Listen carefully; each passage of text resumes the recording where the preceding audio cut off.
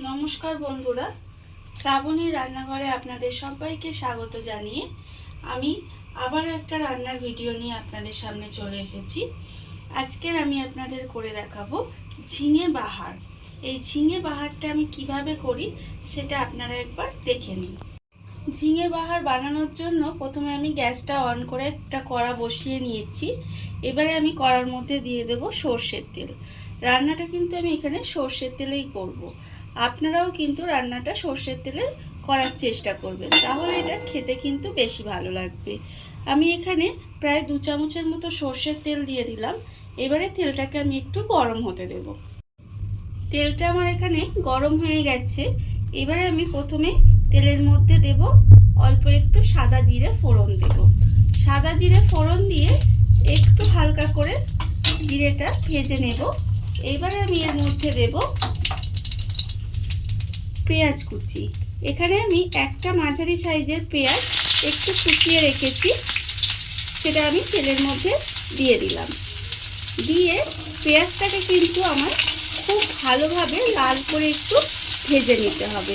হালকা করে ভাজলে কিন্তু হবে না, এটা একটু ভালোভাবে লাল করে ভেজে নিতে হবে।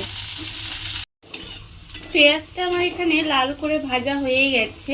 এবারে আমি এর মধ্যে দিয়ে দেব আদা রসুন বাটা। এখানে আমি খুব বেশি আদা রসুন বাটা দেব না, হাফ চামচ মতো আদা রসুন বাটা আছে, সেটা আমি এর মধ্যে দিয়ে দেব। আদা রসুন বাটাটা দিয়ে আমি একটু ভাজা ভাজা মতো করে দেব, যাতে রসুনের কাঁচা গন্ধটা চলে যায়। আদা রসুন বাটাটা দিয়ে আমি একটু ভাজা ভাজা মতো করে নিয়েছি। এইবারে আমি এর মধ্যে দিয়ে দেব কাজু বাদাম বাটা। এখানে আমি প্রায় 8 থেকে 9টা কাজু বাদাম বেটে রেখেছি, সেই কাজু বাদাম বাটাটা আমি এর মধ্যে দিয়ে দিলাম। দিয়ে এবারে খুব ভালোভাবে একটু কষিয়ে নেব। কাজু বাদাম বাটাটা দিয়ে আমি খুব ভালোভাবে একটু কষিয়ে নিয়েছি। এবার আমি এর মধ্যে দিয়ে দেব আন্দাজ মতো একটু নুন, আর দেব আমি এখানে হলুদ গুঁড়ো হাফ চামচ, আর দেব লঙ্কা গুঁড়ো হাফ চামচ, আর আমি এর মধ্যে দেব জিরের গুঁড়ো হাফ চামচ।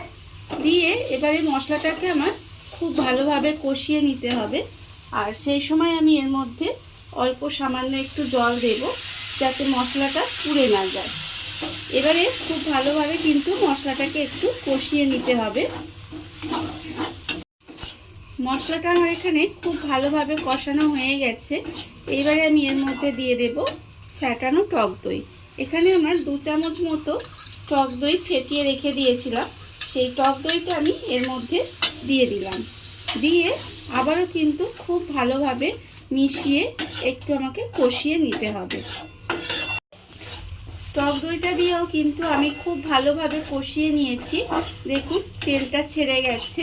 এইবারে আমি এর মধ্যে দিয়ে দেব স্বাদের জন্য অল্প একটু চিনি। দিয়ে আবারও চিনিটা খুব ভালোভাবে মিশিয়ে দেব। চিনিটা দিয়ে আমি ভালোভাবে মিশিয়ে নিয়েছি। এইবারে আমি এর মধ্যে দেব ঝিঙে। ঝিঙেটা আমি এখানে গোল গোল করে পাতলা পাতলা করে কেটে রেখেছি, সেই ঝিঙেটা আমি এর মধ্যে দিয়ে দেব। ঝিঙেটা আমি এর মধ্যে দিয়ে দিলাম। দিয়ে এবার মশলার সঙ্গে খুব ভালোভাবে কিন্তু ঝিঙেটাকে একটু কষিয়ে নিতে হবে। ঝিঙেটা মশলার সঙ্গে খুব ভালোভাবে কষিয়ে নিয়েছি। এইবারে আমি এর মধ্যে দিয়ে দেব যে দইয়ের বাটিটা আমি ধুয়ে জল রেখেছি, সেই জলটা আমি এর মধ্যে দিয়ে দিলাম। জলটা এর মধ্যে আমি দিয়ে দিলাম, আর অল্প একটু জল দেব, কারণ ঝিঙে যেহেতু নরম সবজি, অল্প একটু জল দিলেই কিন্তু এটা সেদ্ধ হয়ে যাবে। অল্প একটু জল দিয়ে এইভাবে ঢাকা দিয়ে কিছুক্ষণ রান্না হতে দেব। জল দিয়ে ঢাকা দিয়ে গ্যাসটা কমিয়ে কিছুক্ষণ রান্না করে নিয়েছি। আর যেহেতু ঝিঙে বললাম খুব নরম সবজি, এটা কিন্তু খুব তাড়াতাড়ি রান্নাও হয়ে যায়। রান্নাটা আমার প্রায় হয়েই এসেছে। এইবারে আমি এর ওপর থেকে একটু কাসুরি মেথি এইভাবে হাতে গুঁড়ো করে ওপর থেকে দিয়ে দেব। আর কাসুরি মেথিটা কিন্তু দিয়ে বেশিক্ষণ রান্না করব না, এইভাবে একটু মিশিয়ে নিয়ে গ্যাসটা অফ করে দিতে হবে, না হলে কিন্তু এর যে গন্ধটা সেটা চলে যাবে। রান্নাটা আমার হয়ে গেছে। দেখুন বন্ধুরা, বাড়িতে থাকা কত অল্প উপকরণ দিয়ে কত সুন্দর একটা ঝিঙে বাহার তৈরি হয়ে গেছে, যেটা কিন্তু গরম ভাতের সঙ্গে খেতে ভীষণ ভালো লাগে। আর এই ভিডিওটা যদি আপনাদের ভালো লেগে থাকে তাহলে লাইক করবেন, কমেন্ট করবেন আর সাবস্ক্রাইব করবেন আমার চ্যানেলকে। আজ এই পর্যন্ত, নমস্কার।